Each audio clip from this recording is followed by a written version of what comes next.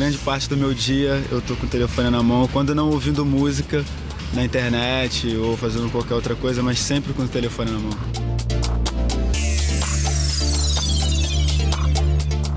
Gasto bastante tempo no celular, até porque ele é uma forma de... Aqui no Rio de Janeiro, como eu tô de visitante, é descobrir onde eu tô, locomoção, área, para onde eu vou. Então é muito necessário. Tudo que você precisa, qualquer coisa que você queira saber, hoje o celular você tem acesso a isso. Então acaba que as pessoas usam muitas vezes. Hoje em dia eu uso o celular muito mais para a internet do que mesmo para falar em si. Conectado com os amigos, com a família, com a namorada. Ele auxilia a gente estar conectado com todo mundo que a gente quer estar próximo. A telefonia mudou o mundo e, com o correr dos anos, os aparelhos foram se modernizando e a comunicação entre os homens foi ficando cada vez mais fácil e mais rápida, até o surgimento dessa maravilha, o telefone celular. Com a evolução tecnológica, o celular deixou de ser apenas um telefone para ser também um computador de bolso. E essa mudança trouxe esse aparelhinho cada vez mais para o nosso dia a dia. Você imagina sua vida hoje sem um smartphone?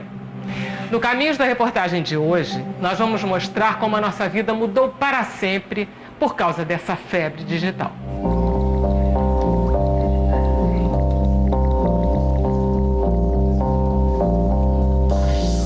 Nunca estivemos tão conectados. No Brasil, de acordo com a Anatel, existem 276 milhões de linhas de celulares, muito mais do que o número de habitantes, 201 milhões, de acordo com o censo de 2010.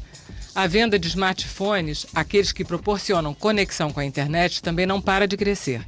Só para se ter uma ideia, de julho a setembro de 2014, o número de aparelhos vendidos foi 50% maior do que o mesmo período do ano anterior.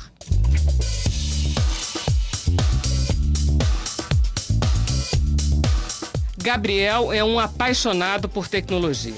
Nos últimos 3 anos, foi o primeiro no Brasil a comprar os novos modelos de iPhone, que é o smartphone lançado pela Apple, um dos aparelhos mais caros e desejados do planeta. Eu cheguei, a loja fica dentro de um shopping, né? E como fica dentro de um shopping, você não pode entrar no shopping antes que o shopping abra. Então eu cheguei lá 8, 9 horas da manhã, com uma mochila, com laptop, com lanche, com água, e pude ficar ali até 13, 14 horas. Não deixa de ser um acampamento, né? Mas quando a gente fala acampamento, a gente fala dormir na fila, né? Eu não cheguei necessariamente dormir na fila, mas fiquei lá 10, 12, 13 horas em pé. Eu acho que a última agora eu fiquei quase 15 horas esperando para pegar o iPhone. Os novos celulares, os smartphones, são práticos e nos permitem ter acesso ao mundo. Mas será que estamos cada vez mais plugados na rede somente por conta desses aparelhos? Quando eu era criança não existia essa internet, era como um embrião, mas não existia essa conectividade que hoje você tem. Eu acho que a grande mudança é o mobile, porque você está conectado aonde você está. Simples, né? Um telefone hoje, na verdade, ele não cumpre mais a função daqueles telefones antigos que era de se comunicar, né? Através da voz. Hoje você tem rede social, máquina fotográfica, filmadora, GPS, música. Então, o telefone celular ele se tornou, na verdade, um portal pessoal, carregando muito mais características do que simplesmente aqueles telefones anteriores. Por isso, então, que essa sedução, aspas, né, ela se torna muito maior, fazendo, então, com que, muitas vezes, os riscos sejam subestimados. Riscos de toda ordem, riscos emocionais, né, familiares, profissionais, pedagógicos, relacionais, da ordem que você queira. Eu me lembro da época que eu não tinha celular, eu ficava querendo ficar em casa para ter computador ou ter telefone. E eu estava no trabalho ou estava em casa. De uma forma ou de outra eu queria estar ligada a alguma tecnologia. Pelo menos hoje eu posso levar minha tecnologia toda comigo, o que facilita bastante. Antigamente você tinha que estar preso a um lugar, preso a um equipamento. Hoje você está conectado à internet. Se você está conectado à internet, você não está preso a um equipamento, a um software, a um aplicativo. Você estando lá em contato com a informação, você consegue ter o que você quiser. E essa foi a revolução também. Por ter se difundido por mais pessoas, hoje você tem qualquer tipo de informação na sua mão. A gente hoje batiza as pessoas de geração MMM, né? O que é a geração MMM? É a geração multi-device, ou seja, multidispositivos, celular, tablet, smartphone, desktop, notebook, né?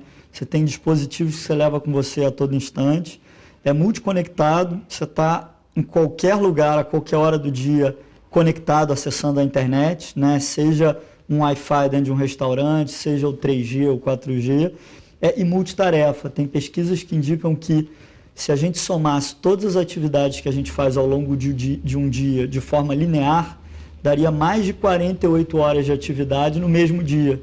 Que as pessoas estão falando no celular, escrevendo alguma coisa, mandando um e-mail.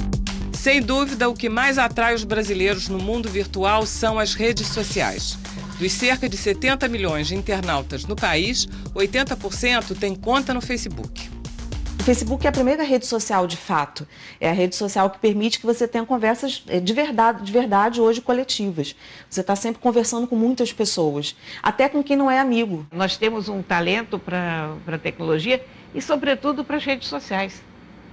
É muito clássica a invasão dos brasileiros em todas as mídias, né? O Fotolog começa, daqui a pouco, tem uma invasão de brasileiros. Aí começa o Orkut, tem uma invasão de brasileiros, Instagram, o que você quiser, Twitter. O Twitter é um pouco menos, mas enfim. Mas o que tem de brasileiro nas redes sociais é espantoso. O Brasil, ele acaba encontrando na internet, talvez, um grau de homogeneização social, onde todos são iguais perante a web, vamos chamar assim. Então, talvez as pessoas encontrem um grau de reconhecimento ou um valor social que antes a diferença de classe ou de cultura não permitia. Então, é como se fosse, na verdade, um fórum mais global, criando, então, para todos os tipos de pessoas, de culturas, de raças, esse grau de trocas que a vida real não permite. Uma pessoa se conecta a outra, e aí a outra conecta a outra, e quando você vê, você está em conversas coletivas com pessoas que você não conhece, e aí vem a coisa do vício, do botão de curtir, do compartilhamento. Existe uma felicidade muito grande quando alguém curte alguma coisa que você escreve. Parece que você massageia o seu ego. Nós somos muito assim, nós gostamos de ter o ego massageado. A questão das redes sociais agora é que as pessoas estão querendo o ego massageado o tempo todo.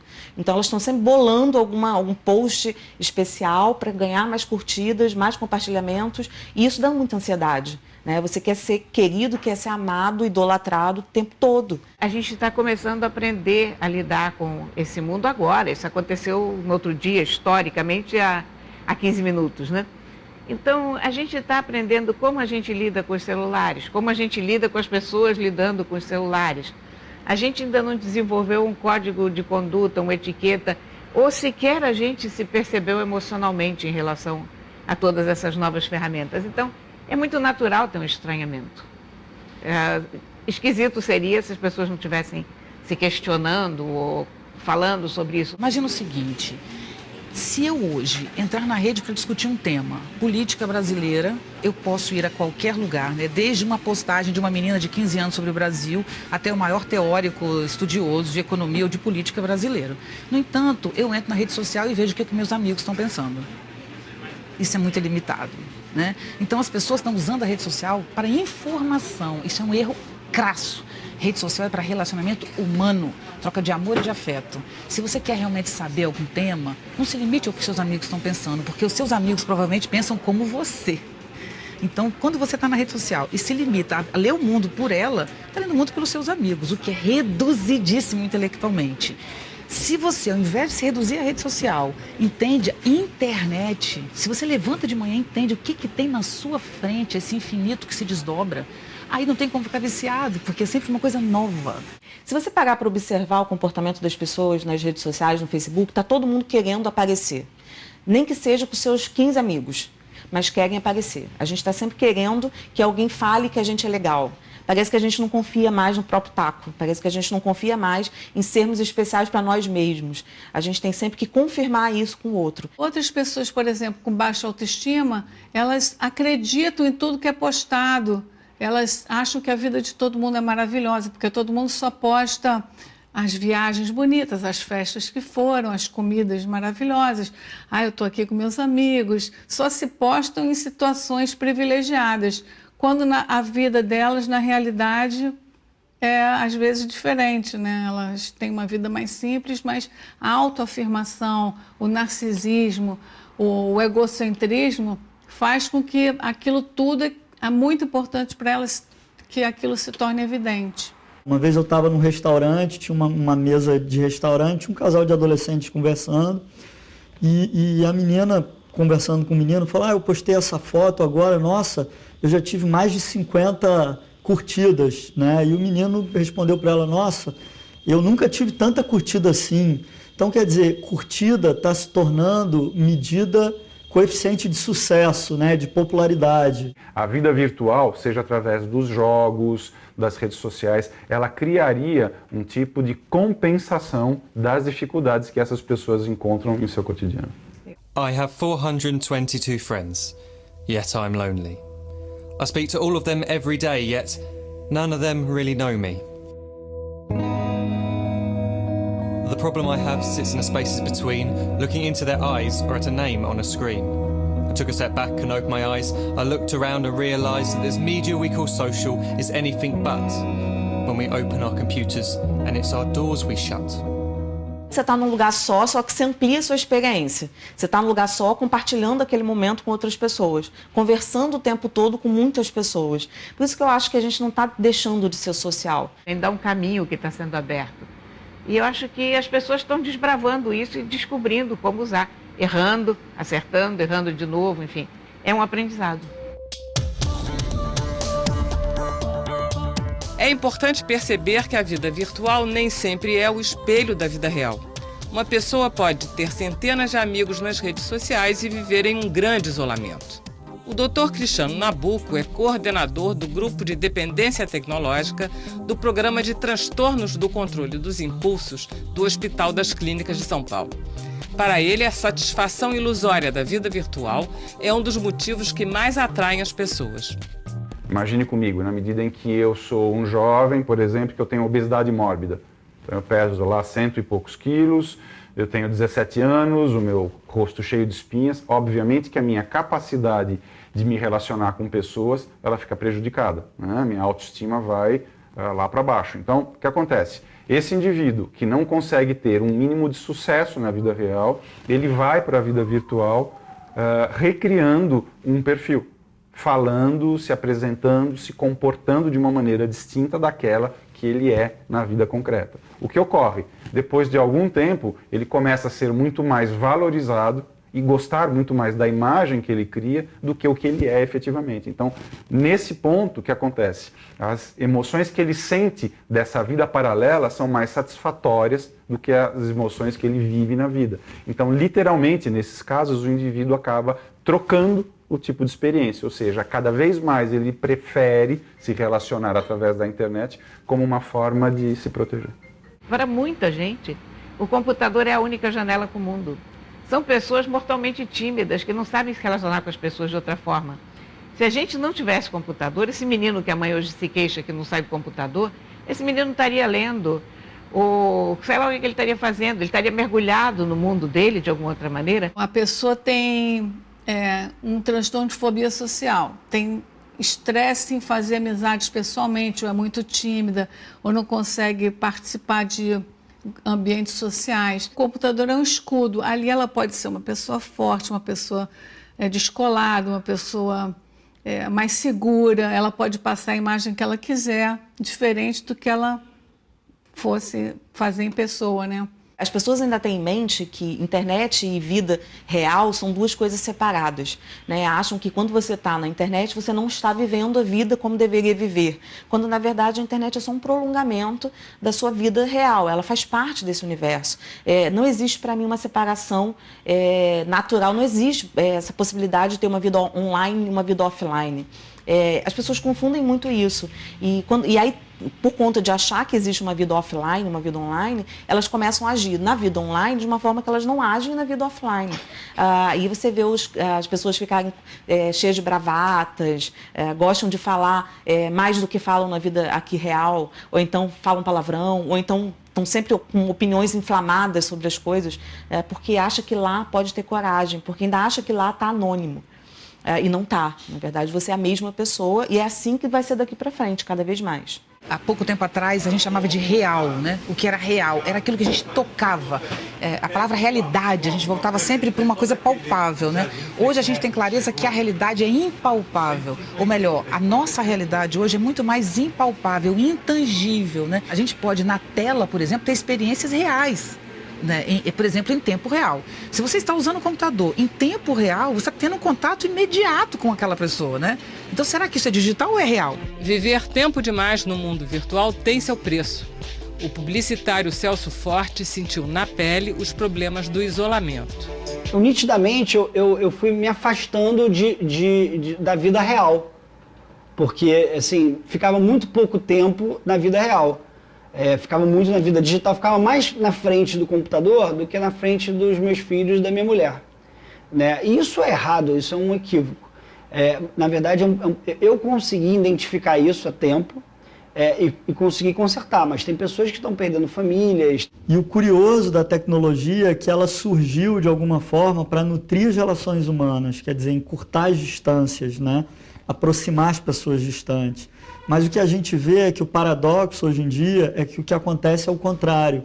A tecnologia, de alguma forma, está distanciando as pessoas próximas, né?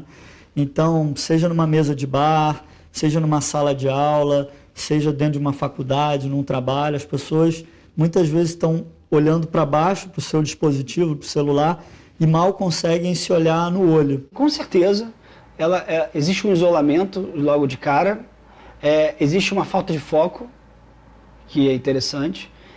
E o que mais, assim, como pai, como amigo, como profissional, me assusta é o início de um problema de comunicação que a pessoa tem. O que eu falo, tem adolescentes namorando através de texto, entendeu? Ao invés de namorar escutando a voz um do outro, eles estão lendo o que um está escrevendo. E o texto, ele está sujeito à interpretação. Eu acho isso um pouco assustador. Recentemente, o presidente do Google, Eric Schmidt, disse que a internet vai se tornar invisível. E aí as pessoas, ele está falando que a internet vai morrer. Na verdade, o que ele quis dizer é que a internet vai ser igual à energia elétrica. A gente não vai perceber. Hoje, a gente ainda tem essa dicotomia entre offline e online. A gente está sempre achando que tem duas vidas. Daqui a pouco você não vai perceber mais que você está online.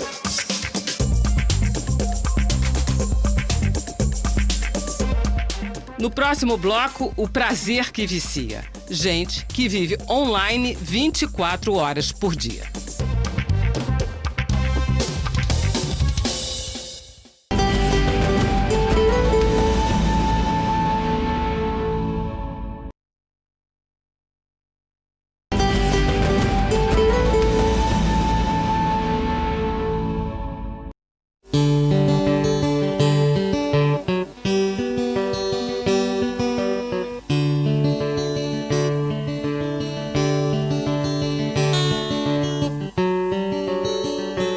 Compulsão é a tendência à repetição, impulso ou sensação de estar sendo levado irresistivelmente a executar alguma ação. Será que ficar online tanto tempo cria dependência? Afinal, o que é a nomofobia? O termo veio simplesmente da palavra no mobile phobia, que é a fobia de ficar sem o celular. É um tema que se originou na Inglaterra, não tem nenhuma raiz no latim nem no grego, como as palavras que nós costumamos usar, né? Mas ela veio, é um assunto novo e precisou ser criado justamente porque foi surgindo uma demanda. Por exemplo, pessoas que são usuárias abusivas das tecnologias, quando elas não podem se conectar ou quando elas se veem impossibilitadas caiu a bateria ou elas estão num lugar que não pega, elas começam a apresentar sintomas de nervosismo, ansiedade, angústia, por conta de não poder se conectar, sendo elas dependentes. E esses sintomas que são os conhecidos como nomofobia. O caso começa a ficar um pouco mais preocupante quando o indivíduo relata não conseguir mais ter o controle. quando ele, longe do telefone celular, ele fica irritado, ele tem a necessidade de voltar a fazer essa conexão com o celular. Tem pacientes, por exemplo, que atendemos, que eles, quando se dão conta que esquecem, ou quando a bateria está acabando, eles começam a ter reações já semelhantes a indivíduos que estão sem álcool ou drogas. A nomofobia começou simplesmente com a dependência do telefone celular. Ela se estendeu, essa palavra, a todas as tecnologias. Então, o dependente das tecnologias, quando não podem acessar o celular ou o computador ou redes sociais, qualquer tipo de tecnologia, ela também pode ser considerada nomofóbica, se ela apresentar sintomas nomofóbica. Eu lembro de passar no Novo e dia 1º de janeiro, 7 horas da manhã, estar trabalhando conectado na internet, enquanto as pessoas estavam descansando da festa de Ano Novo. Mas isso me custou um pouco de saúde, me custou... Com certeza eu perdi alguns anos de vida naquele estresse por informação. Deletar, na linguagem dos internautas, quer dizer apagar. Pois foi este o termo usado por pesquisadores da Universidade Federal do Rio de Janeiro para nomear o grupo Delete, que busca descobrir o limite entre o uso e o abuso dos dispositivos tecnológicos.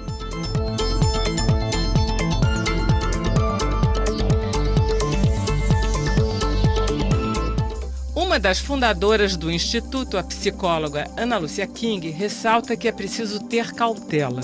O uso abusivo das tecnologias não significa a dependência das tecnologias. Eu uso muito o dia inteiro, talvez vocês também que trabalham com reportagem e tudo, e ficam horas no computador e tem que às vezes chegar em casa e ficar. Isso não caracteriza a dependência. Para ela, o primeiro passo é observar os sinais. Eu acho que se a pessoa começar a se perceber com algum prejuízo na vida pessoal, social ou familiar, se o teu marido está reclamando, se você está tendo prejuízo no trabalho por não entregar matéria, ou alguma coisa assim desse tipo, ou teus familiares, poxa mãe, você não almoça mais na mesa, você não fica mais com a gente, você não sai, você não pratica um exercício físico. E em geral essa é a dimensão que a pessoa percebe que precisa de ajuda, que tem um problema. É o conflito na vida real, quer dizer, quando ela percebe que a tecnologia está afetando o ambiente familiar, a relação dela com a esposa, com o marido, com o filho, está afetando as relações dentro do trabalho, a produtividade, a relação dentro do colégio, da faculdade. Essa é a hora que ela enxerga que existe um problema e, de fato, procura ajuda. E a gente investiga se tem algum transtorno que esteja alimentando essa dependência, né, esse uso abusivo, e faz um tratamento para o transtorno original. Eu trabalhava praticamente 24 horas com um celular ligado, algum equipamento ligado, porque era redes sociais, quer dizer, as pessoas não dormem na internet, né? Tipo, sempre tem alguém comentando, alguém curtindo, compartilhando, fazendo críticas, inclusive, né? Então era bem intenso, mas quando você está dentro do processo, você acaba não reparando que você está com tempo demais ali dentro, né? Então, eu reparei justamente quando tive uma crise de pânico. Eu estava andando na Paulista e, enfim, fiquei sem ar.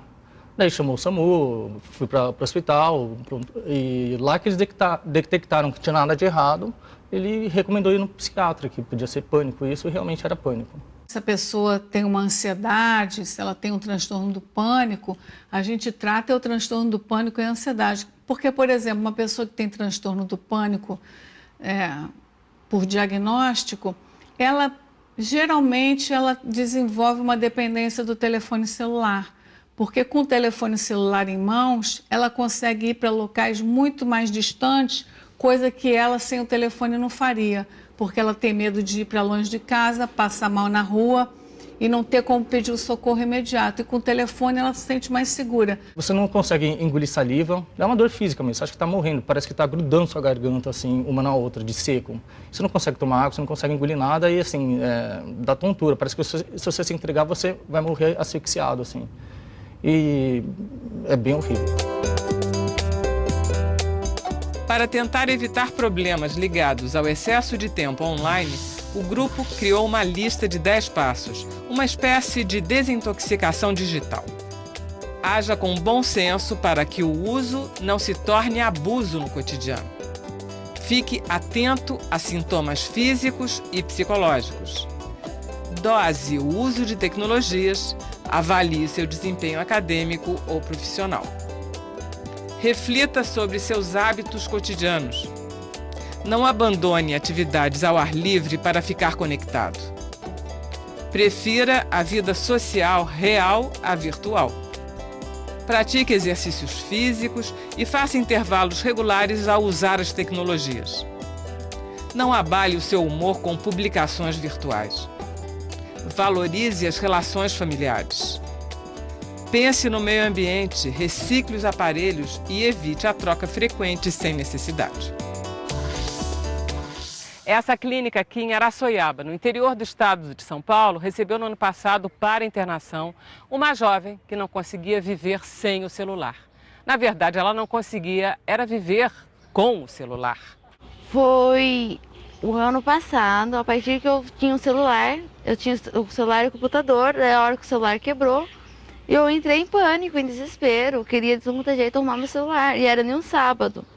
Daí minha mãe já tinha vindo visitar meu irmão e já tinha conversado com o dono da clínica. Daí ele falou, traga ela aqui. Daí eu vim pra cá, conhecer e não conhecer já fiquei. E fiquei 8 meses. Foi uma imposição, né? Uma ajuda imposta. Então ela não tinha, como ela já tinha largado tudo, né? Trabalho, então ela não tinha recursos quando quebrou o celular dela. E aí ela, né, se viu obrigada a pedir ajuda, já que começaram, né, os pais começaram a apontar muito que ela estava, né, completamente vegetativa. Dentro da saúde mental, nós temos uma máxima que diz que quando um indivíduo busca ajuda sozinho, né, espontaneamente, é porque ele não teria um grau de comprometimento tão intenso quanto aqueles indivíduos que são trazidos por familiares. Eu ficava ali conversando com as pessoas, conhecia bastante pessoas de fora e de outra cidade. Eu preferia mais as pessoas virtual do que na real. Pedia até conta do serviço para eu poder ficar na internet. Ela estava tão dependente que ela teve as mesmas consequências do dependente químico, né? Ela parou com a vida, com tudo, largou o emprego, perdeu o relacionamento, deixou os filhos. Então ela estava tão dependente quanto ao dependente químico. E aí, fisicamente também, a gente começou a perceber que ela tinha fissuras, né? Então, quando ela chegou para os atendimentos, ela tinha, né, um toque, né? Que é o transtorno obsessivo compulsivo, de ficar assim com as mãos. Ficou durante muito tempo ainda, permaneceu esse hábito. Eu ficava mexendo com os dedos, imaginava o celular no meu bolso, eu imaginava o celular debaixo do meu travesseiro. Basicamente, eu diria que o ponto de corte se dá no momento em que o paciente começa a ter prejuízos funcionais, sejam eles afetivos, familiares, laborais, em sua vida, em função do uso excessivo. Dá um exemplo, vamos lá. Então, um indivíduo que não se relaciona mais com pessoas, a não ser que seja pela internet. Um indivíduo que não exerce atividades recreativas fora, porque ele prefere a internet. Uma pessoa que, por exemplo, não tem habilidade de procurar pessoas do sexo oposto, né, para relacionamento afetivo, e acaba procurando na internet. Então, quando há, na verdade, essa troca, nós entendemos que começa, então, a haver o que a gente chama do início deste prejuízo. Um dependente químico, ele sabe que ele não pode ir atrás da droga, que faz muito mal. E a Lucélia, ela não vai poder ter um celular porque faz mal para ela? Então, assim, ajustar, ter esse equilíbrio, né, de saber usar, isso é muito difícil para ela. Então, por isso que ela precisa de um acompanhamento para que ela, né, não seja muito intensa. Eu não dormi. A última vez que eu fiquei no celular foi do dia 31 pro dia 2, sem dormir. Como toda e qualquer patologia, vai depender do estágio em que ele se encontra, né? Se o indivíduo chegar buscando ajuda em estágios iniciais, onde ele ainda, aspas, tem o controle, obviamente que a ideia é mostrar o quanto que aquilo pode estar sendo prejudicial. Mas é muito difícil, né, você fazer isso porque todo mundo faz, todo mundo usa. Por que eu tenho que reduzir o meu uso do celular se todo mundo usa o tempo todo, né? Nesses casos, obviamente, são as maiores chances de sucesso. O tratamento da Lucélia foi durante 8 meses. Os primeiros 3 meses nós fizemos uma dessensibilização, né? Tanto física quanto psicológica. Física porque, embora não tinha nenhuma química, né, no organismo, mas tinha o hábito mesmo, fisicamente, né? Ela tinha sudorese, ela tinha palpitações. Após esse período, nós começamos a entrar com o condicionamento do comportamento. Então, é onde a gente começou a fazer com que ela ficasse funcional novamente, né? Nas laboterapias, na socialização com as pessoas. Aí nós fomos fazendo ressocializações, pequenas voltas para casa, né? Onde ela, né, poderia interagir novamente com a família. Como eu não dormia, eu precisava tomar remédio. Eu pesava de 80 quilos, fui pesar 47 quilos. Eu emagreci 33 quilos em menos de um ano. A Lucélia é uma pessoa muito comunicativa hoje, mas ela chegou bastante acuada, né? Mas tá bem, tá trabalhando, tá ganhando dinheiro. Sim. E eu pretendo ganhar mais. E tá namorando? Sim. Tá com a sua vida de volta? Sim. Minha liberdade de volta. Depois do intervalo, os desafios da educação em meio às novas tecnologias. Os celulares são vilões ou aliados nas salas de aula?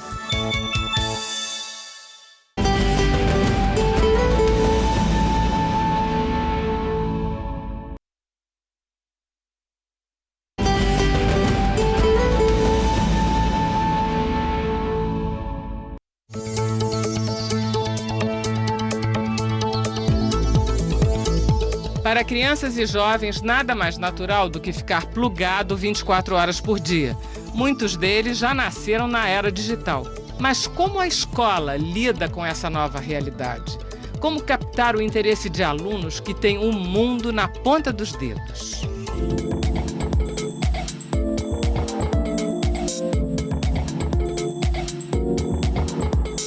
Colégios tradicionais como este, no Rio de Janeiro, tentam se adaptar aos novos tempos. A busca é pelo equilíbrio. Durante a aula, os alunos são obrigados a desgrudar do celular. O uso é proibido pela direção. Já no recreio, nos intervalos, ele volta a ser protagonista na diversão dos adolescentes. Não é autorizado em sala de aula enquanto essa atividade não for planejada pelo professor. Eles são orientados desde o início do ano de que o uso do celular não é permitido, a não ser que o próprio professor organize alguma aula, algum trabalho em que os alunos tenham que usar o smartphone para acessar a internet, mas isso a partir do planejamento do professor. Por livre opção, eles não têm direito e não podem usar, são orientados nesse sentido de não usar o celular. Já aconteceu do professor pegar um aluno com o WhatsApp na rua? Já. Algumas vezes. E é mandado para coordenação. Na primeira vez, ele leva uma advertência verbal. Na segunda, só sai o celular da coordenação com o responsável. E na terceira, é suspensão. Você acha isso certo? Completamente. Eu acho que sim, o professor deve tomar o celular e deve ser proibido usar o celular dentro da sala, até sob questão do professor, respeito a ele. Eu concordo com o colégio. Eu acho que dentro de sala de aula, realmente, o celular é uma coisa que distrai. E no recreio eles liberam o uso porque é um horário que a gente tem pra gente lanchar, ir ao banheiro assim e realmente relaxar, ter um tempinho para descansar entre uma aula e outra. No recreio você vê as pessoas mais conectadas no celular ou brincando de futebol que seja? Mais no celular. Conversando com os amigos no celular. Os jogos são mais restritos também mais aos meninos, as meninas ficam mais no celular. Você acha que o celular atrapalha o convívio real entre as pessoas, entre os jovens? Eu acho que sim, porque você fica muito preso a uma realidade ali. E você acaba não conversando. Então, se não tem alguém que fala, gente, vamos conversar, eu acho que não rola o convívio. Eu acho que só atrapalha se realmente você quiser que atrapalhe, porque você tem como você conciliar o uso do celular com os seus amigos. Você pode usar para achar... Às vezes você pode usar até para puxar assunto com algum amigo. Normalmente essa coisa, ficar conversando com o amigo segurando o celular na mão, usando um fone de ouvido, outro sem nada para poder ouvir o que ele está falando, na fila da cantina com o celular. É assim. É uma coisa tranquila, pelo menos para mim e para os meus amigos, ter noção do que está acontecendo em volta de mim, das pessoas que estão perto de mim, enquanto eu estou no celular. Você conhece gente da sua idade viciada em celular? Conheço. Eu tenho amigas que são viciadas, que às vezes na aula esconde embaixo da carteira para a pessoa não ver, bota na frente do amigo. Então, assim, conheço. E o que acontece com elas quando o celular não tem, não pode? Aí rola sempre aquela ansiedade, fica, meu Deus, eu preciso mexer, recreio, chega logo. Rola ansiedade. Você não é nada viciado digital? Bom, eu sou todo mundo fica sempre um pouco atento, fica querendo ver se tem alguma mensagem, alguma coisa, mas eu consigo ficar sem usar o celular. E eu passo uma boa parte do meu tempo mexendo no celular ou no computador. Mas eu não diria que eu chego a ser viciado, assim, mas eu realmente uso bastante. Hoje, de uns 3 anos para cá, praticamente todos têm smartphone, né? E eles utilizam bastante esse instrumento, né? Para questão particular, social, mas também para estudo, para escola. Uma coisa também que eles costumam fazer às vezes é tirar foto de algum mural, de alguma informação que seja importante, né? E às vezes a gente coloca alguma informação, eles vão lá, em vez de copiar, eles vão lá e tiram a foto. Então, cada vez mais eles utilizam, né, esses instrumentos.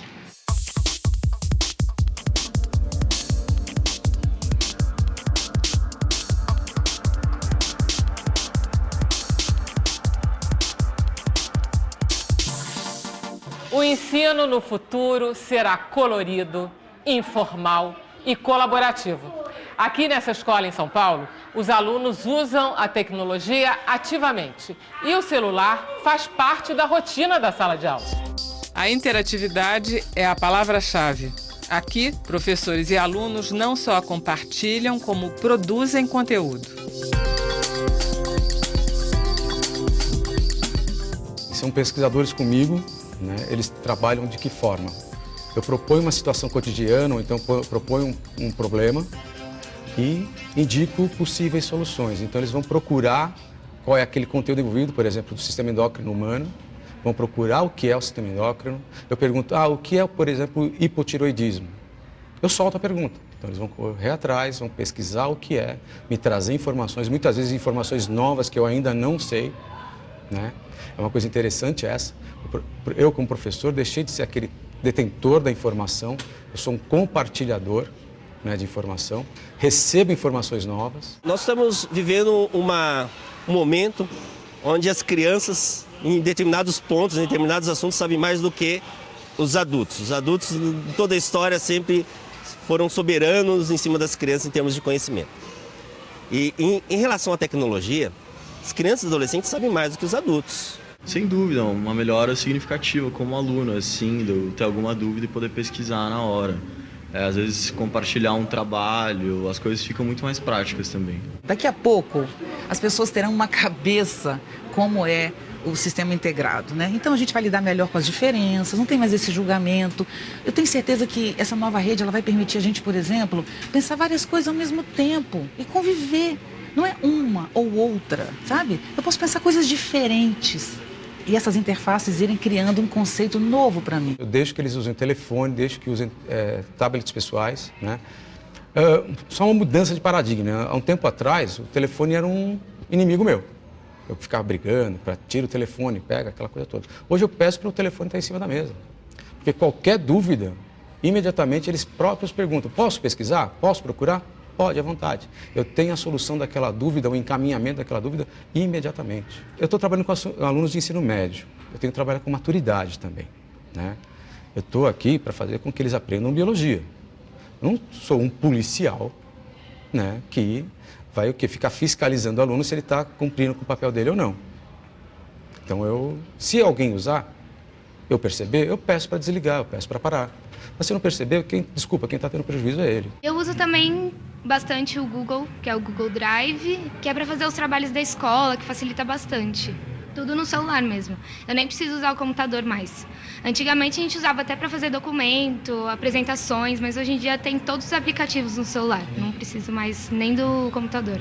A gente está num outro momento histórico, a gente está num outro momento de geração, onde a informação é muito grande, né? A quantidade de informação produzida hoje é absurda.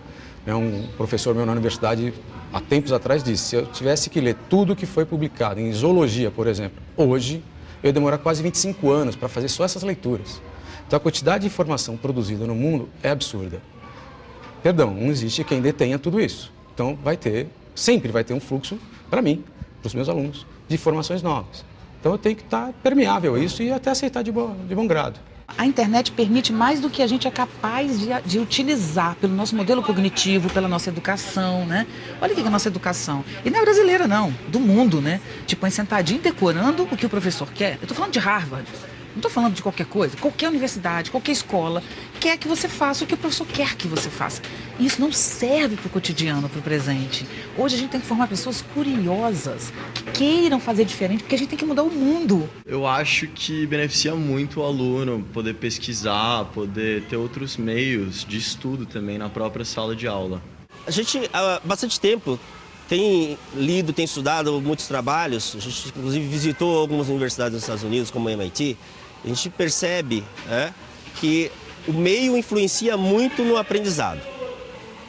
Baseado nisso, a gente tentou modificar o meio para melhorar o aprendizado.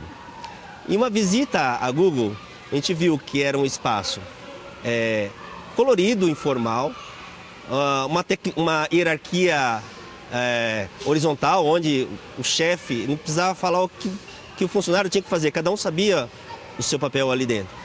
Então a gente tentou trazer esse ambiente para dentro da escola, um ambiente informal, que você não tinha uma hierarquia definida, onde o professor era o soberano ali, o professor mais um orientador da equipe, e ao mesmo tempo altamente produtivo.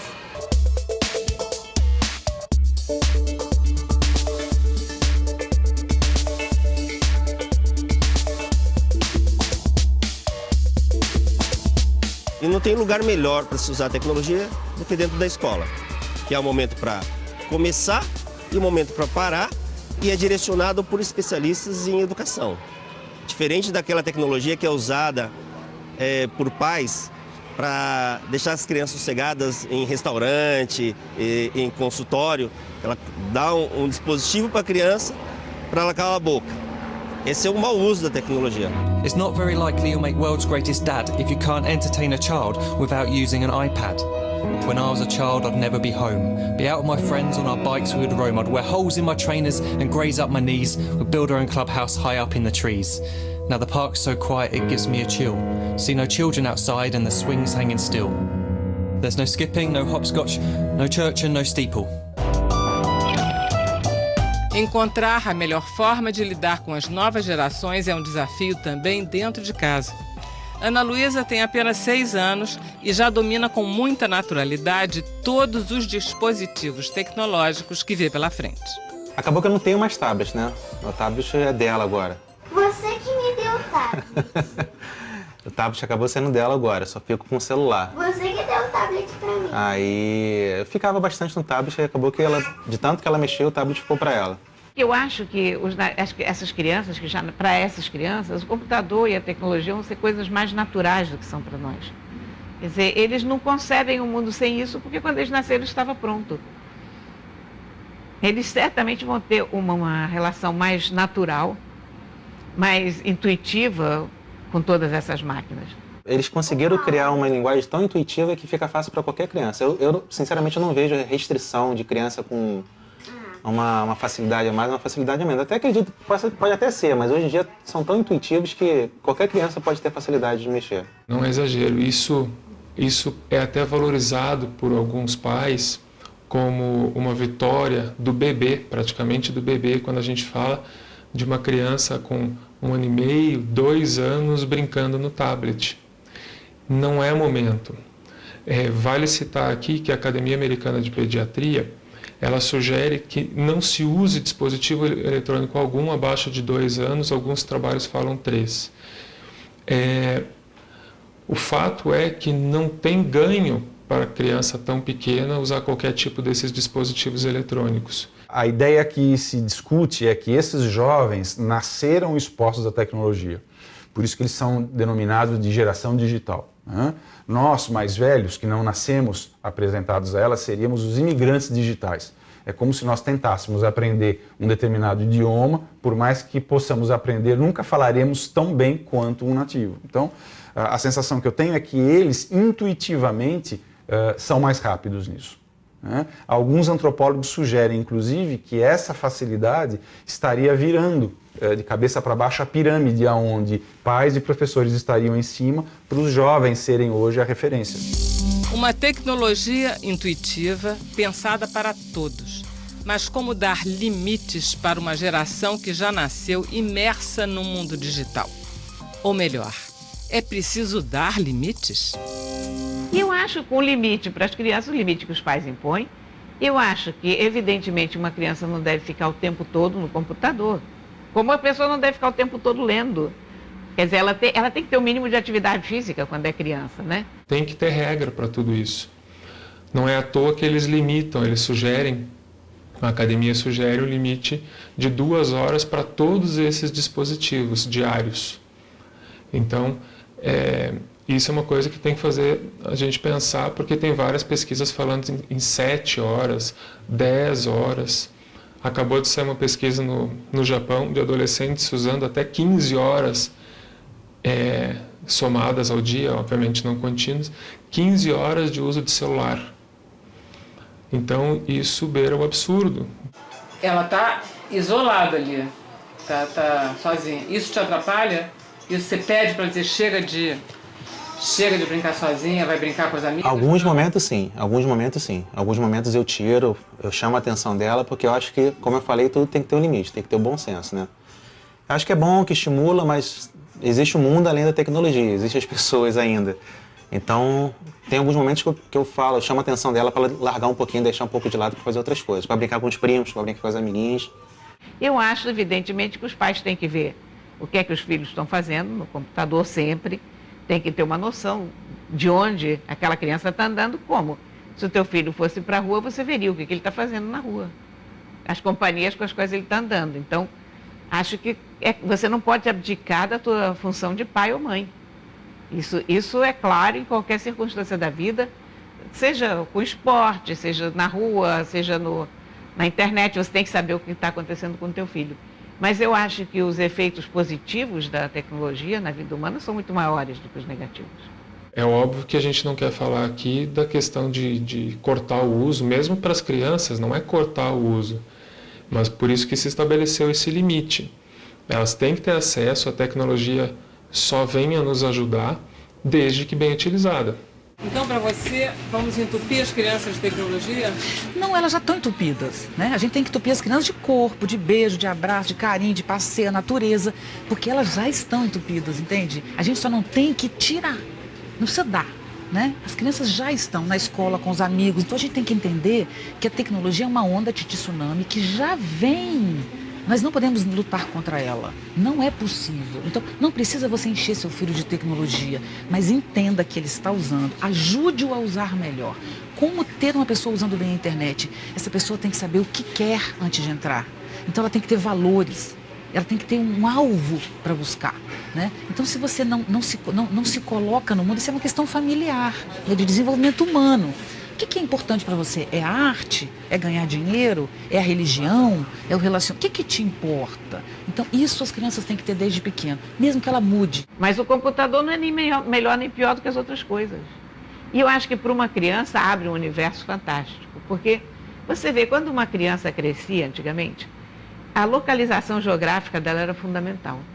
Uma criança nascia em Londres, ela tinha acesso a todas aquelas bibliotecas extraordinárias que você tem na Inglaterra.